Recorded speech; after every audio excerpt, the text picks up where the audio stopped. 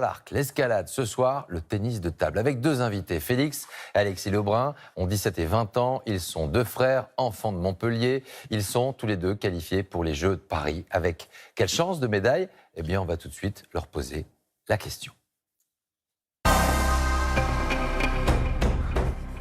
Bonsoir Félix, bonsoir Alexis, merci d'être avec nous. La première bonne nouvelle du jour, c'est que vous êtes tous les deux qualifiés, vous le savez, depuis quelques heures, c'est ça? Bonsoir, oui, c'est ça. Ah, c'est plutôt une bonne nouvelle quand même. Il y avait un doute, une angoisse, un peu?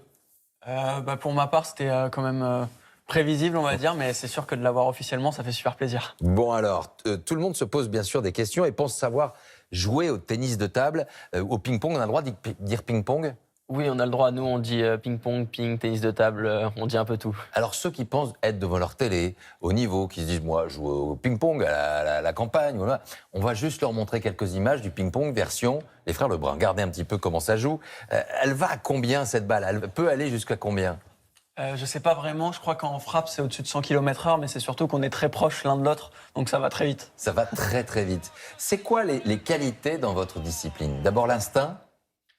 Oui, il y a forcément l'instinct, il y a toute une part de stratégie, de tactique, mais Ouais. oui, les qualités, c'est un sport qui va très vite, donc beaucoup de vitesse, beaucoup d'anticipation aussi. Des réflexes incroyables? Ouais, des réflexes, et comme il l'a dit, on essaye d'avoir un coup d'avance sur l'adversaire à chaque fois. Et en même temps, il faut rester lucide, environ à 180 pulsations. C'est ça à peu près le timing de votre cœur pendant les épreuves. Est-ce qu'il est vrai que pendant certains entraînements, il y avait la partie ping-pong et puis il y avait des petites pauses avec des parties d'échecs? C'est une légende ou pas? Non, c'est vrai, c'est vrai, on a Qui a fait... mis ça en place? C'est notre préparateur physique, Jérémy Sureau, qu'on voit Ouais. là, qui est en train de distribuer les balles. Et en fait, on avait fait ça pendant un petit reportage. C'était quelque chose qu'on faisait de temps en temps. Et ouais, ça permet en fait de rester lucide dans les moments où le cœur il monte assez haut après des longs échanges, par exemple. Qu'est-ce que vous répondez à ceux qui disent bon, ok, il y a des sports plus ou moins physiques, que le tennis de table, c'est pas très physique. Qu'est-ce que vous leur répondez? Vous entraînez beaucoup physiquement, vous avez des jambes incroyables, on le voit hein, sur les différentes séquences. Qui viennent faire une séance avec nous et ils verront. Oui, c'est un sport très physique, très complet. Il faut pas mal de qualité. Qui viennent à la salle et on leur montrera. Il y a souvent un peu de rivalité entre les frères. Alors, est-ce qu'entre vous, il y a des rivalités?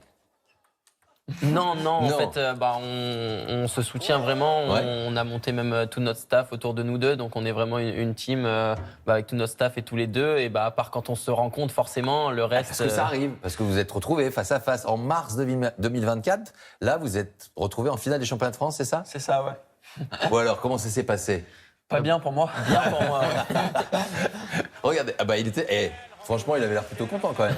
Ouais, il était content. Et vous, beaucoup moins? Beaucoup moins. C'était un moment pas facile pour moi, mais c'est vrai que lui, c'est un beau moment d'être champion de France pour lui, mais j'essaierai de prendre ma revanche l'année prochaine. L'année prochaine. Ou au JO, parce que vous pouvez être l'un en face de l'autre ou pas? On peut, mais ça serait exceptionnel parce que on a la chance d'être protégé dans le même pays, donc on peut pas se rencontrer avant la finale. Donc on serait plus que content, ça serait juste un rêve de se rencontrer, mais c'est quand même peu probable pour l'instant. Alors, vous avez chacun un type de raquette, parce que vous avez chacun une façon de servir, c'est ça aussi? C'est ça, surtout la prise de raquette. Après, Ouais. chacun a sa façon de servir. Mais moi, j'utilise la prise porte-plume. Ouais. Donc c'est une Prise qui est prise plutôt asiatique, chinoise? de base qui était Ouais. plus asiatique. C'est pour ça que j'ai commencé. Il y avait un Chinois qui s'entraînait à Montpellier. Fan Zhendong. Non, ça c'est le Chinois numéro 2 mondial aujourd'hui, Pas mal. mais le Chinois il s'appelait Chen Zhan quand j'ai commencé. Et en fait, ça permet d'être un peu plus mobile au niveau du poignet. Alors, et vous? Et moi, j'ai une prise plus classique qu'on appelle prise orthodoxe, qui est utilisée par un petit peu les Européens. Ouais. Et c'est la prise que tout le monde connaît. Alors, la Chine qui s'est souvent hissée au top, faut le savoir, du niveau mondial, mais elle reste maintenant inquiète à la veille de ces JO, parce que Alexis, vous avez battu d'ailleurs Fan Zhendong à Macao il y a quelque temps, c'est ça? C'est ça, oui. Et ça donne quoi? Ça donne la possibilité de se dire, il y a peut-être nos limites pour les JO? Forcément, après, entre le battre à Macao et le battre au JO, il y a quand même une petite différence, mais c'est vrai que ça montre que il y a pas de limite et que sur un match, on peut vraiment aller les embêter. Donc ça donne de l'espoir en tout cas. Je me posais une question. Ces raquettes, elles sont très différentes de celles avec lesquelles je joue l'été. Oui, très différente. Très différentes. Même au niveau du prix Aussi, oui. aussi? C'est-à-dire, ça coûte quoi une raquette comme ça? Une raquette avec les deux plaques et le bois, je dirais aux alentours de 300 €. Ouais. Un peu, Ça reste encore accessible. C'est à peu près le prix d'une raquette de mais tennis. sachant qu'on change de plaque énormément, nous. Ah oui, d'accord. Donc ça dépend à quelle fréquence on change les plaques. Et les tables, c'est pas des petites tables pliables comme les autres. Elles sont lourdes. Elles sont quoi? Elles ont quelque chose de particulier, les tables? En compétition, on joue sur des tables qu'on appelle show courtes régulièrement. Ouais. Et c'est des tables un peu plus lourdes qui sont un petit peu différentes, mais ça change pas tant que ça finalement. Alors, c'est quoi votre objectif pour les JO?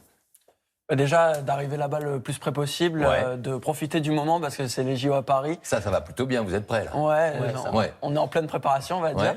Et puis après, forcément, on rêve d'une médaille. On a fait vice-champion du monde en par équipe Bien sûr. en février. Donc, on a espoir d'aller chercher la médaille, même si on sait qu'il y en a d'autres qui la veulent.